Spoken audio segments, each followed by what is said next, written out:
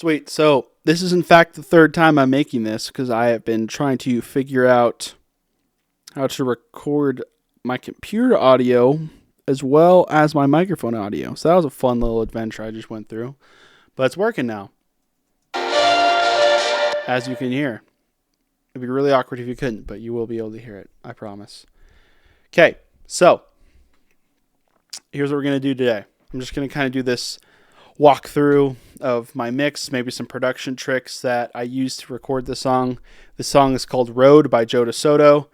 I did the production, I did the mixing on this record, so I guess it's an EP on this EP. So I'll go through all 4 songs, post it on my YouTube channel, so if you listen to them, like it, are curious about any of the other songs, I'll also have them up on my YouTube. So kind of going, I guess maybe my mentality with this whole thing is your mix and your production is only going to be as good as the musician you're recording. And any compliments that I get, I just immediately push on to the musician. Because, I mean, you can only make someone sound as good as they already are, if that makes any sense. That's kind of the philosophy I have. Is when I'm producing, when someone's in here actually tracking guitar or doing whatever, I'm trying to make the mix sound good before I even hit the space bar. Before I even get to the mix. Like when I hit the space bar, when we've done no processing other than like tones, I want it to sound good and inspiring. Because if it's just kind of like, I'll fix it later in the mix, it's going to sound bad. Anyway, so I'm trying to debate how I want to go through this. I think I'll just kind of, if I can like do this, freaking Logic. Cool. Here's another Logic tip for you guys. It's view. I'm about to change y'all's life. Long faders. It's not so much more better to look at.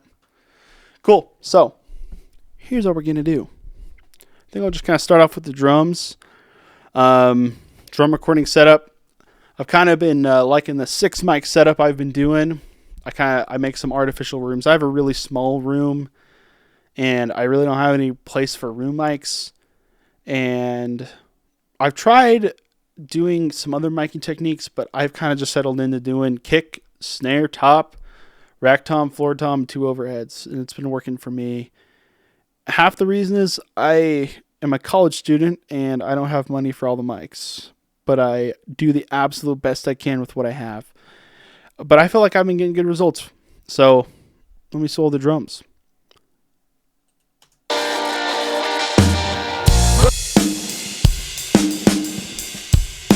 How about y'all? I think that sounds good. I had samples on this song, but I just kind of opted to not use them. I didn't think they added to the song. So on all my drum tracks, I have this plugin by Blackstyle Audio Silencer. I don't know how I feel about it. It works well, but there's some things about it that I like almost when like it gates too hard, it kind of sounds like it's clipping sometimes. It has like a pop. And so I don't know. Maybe it's user error. But I'm kind of thinking about experimenting with some other ways to gate or expand my kick and snare tracks. Because I like what this does, because I like the gate. I love how I can just crank the top end, but there's some interesting things that happens with it, in my opinion. That was an interesting. I love this plugin. I love using analog type stuff. So SSLE channel. These are my moves. I'm going equalizer to pre-dynamic. So what that basically means is I'm making all my EQ moves here, and then I'm putting it into the compressor. So this is my compression move. Literally on this compressor, all I'm doing is I keep these the same, and I just kind of move the threshold to where it sounds good, and that usually works for me. Sometimes I fiddle with the release, but works for me most of the time. Again, these are my moves. And then I have an empty instance of Pro Q. Don't know why that's there. Okay, snare drum. A little bit more going on. Using my snare moves, boosting some top end. Looks like I'm bringing it up in the mix. So that's kind of interesting. And then boosting some 200. Sucking off some 300. Sucking out don't do that. And then boosting some 3K. For rack and floor, kind of same type beat. These are my moves. Compression. Same thing, just a little bit of some different EQ points. Yeah, and then my drum bus compressor, tape machine. I guess I should show you my overhead, shouldn't I? So my EQ looks like. Sucked out a whole bunch of low end. I had it in there originally, but then as I was revising the mix, as you can see, I actually was boosting it. But as I was revising the mix, I just decided to cut it out. Then compressing it, just using the stock Logic compressor. I love this compressor. I kind of did all these different DAW wars. I used Pro Tools for a little bit. I used Cubase for a little bit. And I miss this plugin. Maybe I'll make another video about why I choose Logic. Who knows? Anyway. Cool. Well, there we go. That's my drum sound. I also got a clipper on there. It's not clipping. I usually just kind of use a clipper as to attenuate my bus, so I can keep my bus at unity. I know that kind of defeats the purpose of a bus, but for some reason, it makes sense in my mind. Also, the clipper just kind of helps like there be a ceiling, and then when I dial down the output on the clipper, it just kind of helps me know, like, you know, I don't know if that makes any sense. Like, I have a hard ceiling, and I'm just attenuating where that ceiling is with the output knob right here. Cool. Okay, we'll move on to bass.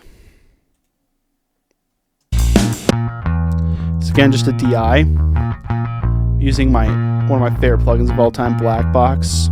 You should pick it up. Plugin Alliance is goated. Yeah, I'm just boosting some saturation, pulling down the output of hair. Some side chaining with the Logic stock compressor Goat plugin. And same kind of clipper deal, attenuating it down the output.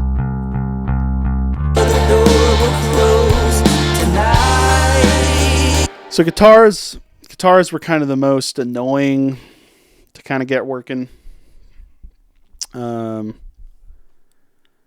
Yeah, we came in and we wanted to do a DI. So Joe just kind of came in, and on his Helix, we had him pull up a preamp.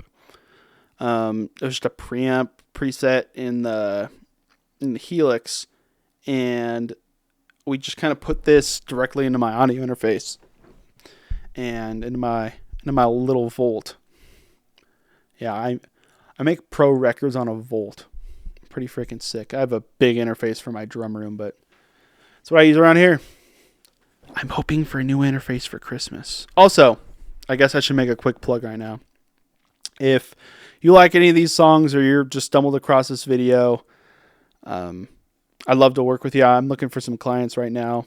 So if you're kind of making hardcore, emo, indie music, any of those, just feel free to reach out. You can DM me on Instagram. I do production, mixing. So if you're interested in any of those services or curious, hit me up. Freaking tough. Okay. Let me solo this boy for you.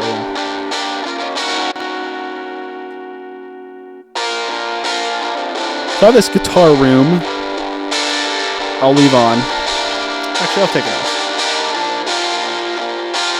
This is our dry guitar right here. Turn off these plugins.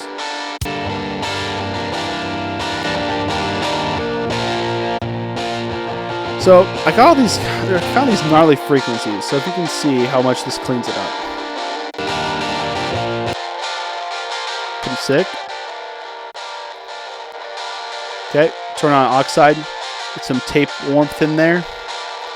Black box again.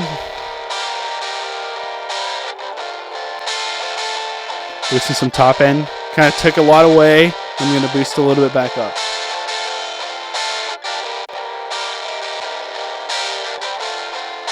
Press it. It's my favorite compressor for guitars. I really couldn't tell you why. I watched Hardcore Music Studio on YouTube. He talked about the LA3A, so I did it, and I was like, oh, frick, that sounds good. And I haven't changed it. So it's a really awesome compressor plugin. Then more saturation. So I was just basically trying out my different saturation plugins with this. So here's what it sounds like in context. To save my life, everyone goes down this road. Cool. So we have these really cool leads right here. Sounds like a horn. Yeah, so for these, man, this is taking me off. Okay, there we go. So what I'm doing here is I'm kind of going, this is by Analog Obsession. They're cool. They're like free analog style plugins. 6.7, no, I'm just kidding. Analog style plugins. And it sounds good. I don't know what I'm trying to say. But yeah, I'm just kind of driving the shit out of this thing. That's what I'm doing. I'm just pushing it really hard to kind of get that gritty tone. And then I'm putting it into black box. More This mix was brought to you by Saturation. Put more black box on there. And then some channel EQ because there's a lot of nasty things going on.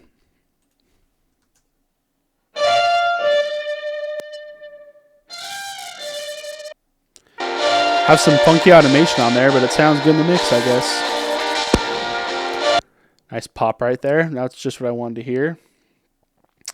And then we have this other lead's the exact same, pretty much. If we want to come here, this is what this sounds like. So we put this rotary cabinet on it. Also using this Universal Audio vintagized tape machine. This thing sounds sick. Look at this. Nope, that's channel EQ. That's without. That's with. Pretty cool sound. Then I also forgot about this lead right here.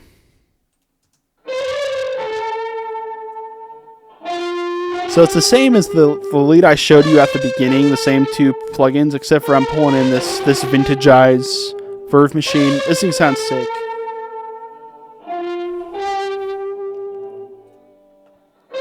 Just trying to add texture. I just sometimes feel like try and make something simple but bring in some texture. That's all I gotta say. Yeah, that's about it for guitars. We got these acoustic guitars, but it looks like I did no processing on them because I'm just that good of an audio engineer. Everyone goes down this road. I guess I'll give it a go. Yeah, Joe, get him. I'm a professional. Anyway, let's go over some vocals. So I'm like really awesome at making vocal chains. That's like one of my strongest. I'm just kidding. I made one vocal chain and I just kind of modify it. Don't know if that's how you're supposed to do it, but that's kind of what I did. So my lead vocal chain, I kind of just dragged over elements into some like a different part. Like if I want a harmony, I kind of want to compress it the same. If I record it at the same level, I'm just going to bring it lower in the mix. That's kind of the philosophy I have. So I have waves tuned because I'm poor. So I think waves tune sounds pretty natural, and there might be someone in the comments who says it's not natural, and yeah, I think it does, I guess, and I'm poor, so it doesn't matter. Not low passing, that's a high pass. Rookie mistake right there. Then I'm doing this cool little funky thing on Pro C. And this right here, the side chain's meant to kind of keep the S's in check. I got this trick from our Lord and Savior, Nolly Get Good. And I think it works pretty well. I'll give it a go. I guess I'll give it a go. Listen to the S. I guess I'll give it a I guess I'll give it. Like, I don't know what it is. It just makes it sound a little more natural, the S. To my ears, even though it's pretty subtle, it definitely made a difference for me. And then right here, I got my main vocal compressor that I'm trying to get the tone out of. I love this plugin. You should definitely get it. Try a Blue Stripe. And you guys should help me buy a Blue Stripe because I love them so much. But unfortunately, FAFSA does not pay for Blue Stripes. Freaking FAFSA. Or Pultec EQs. Boosting a little bit of 10K on that vocal. Then we got Mr. De-esser. This de-esser was pretty tough. Like, tough in a good way. Cool. And then the rest of these vocals are kind of just different variations of that same vocal chain. Waves tune set the same.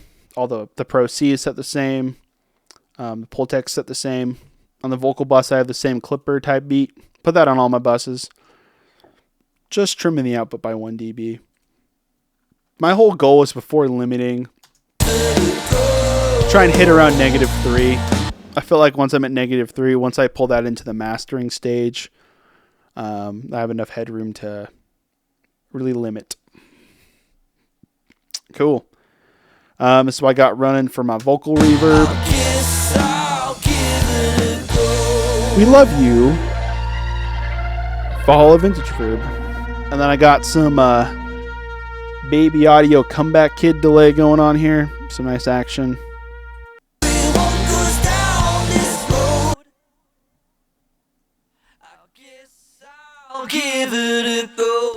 Really kind of short delay. Thought it sounded good. I like this delay. Pretty cool. And then as far as mix bus goes, got Black Box again.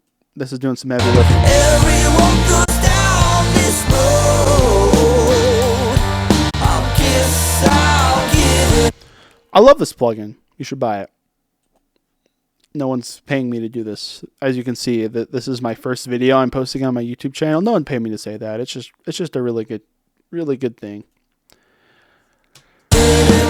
Some bus compression. I was going to say, why do they call it a bus? I don't know why they call it a bus, but I feel like I'm going to get flamed by some 50-year-old guy who's like, back when I was working on... Yeah, whatever. I should be nice. Should I Google it right now? Black hole is pretty sweet. Why? You know what? Frick it. I'll figure that out later. Anyway. Oh, PQ. I love this thing. So... I got this trick from Colt Caparoon on YouTube. I like to watch YouTube. That's my preferred drug social media of choice. So 24K, 2 dB. Maybe don't like the frequency points is what I got from him. I use my ears to dial it in. I'm at 24K, 10K, 1450. But usually I like to have this around 2.5K because that's a really harsh frequency. You can kind of pull that back. Adding some 1000 hertz, some mid-range, and boosting some 60. And then I'm pulling down the output of the PQ to get us to our level on our mix bus to then throw it into Parallel 2. And this is only on there for when I send out to the client. I just like to get it up to a good loudness, so when they send it off to the client, they're hearing it the relative same volume they would be for mastering, if that makes any sense. So that's about it for the song Road by Soto. 3 more songs in the CP. So if you're interested in any of those, they should be up on my channel. But yeah, awesome. Thank you for watching.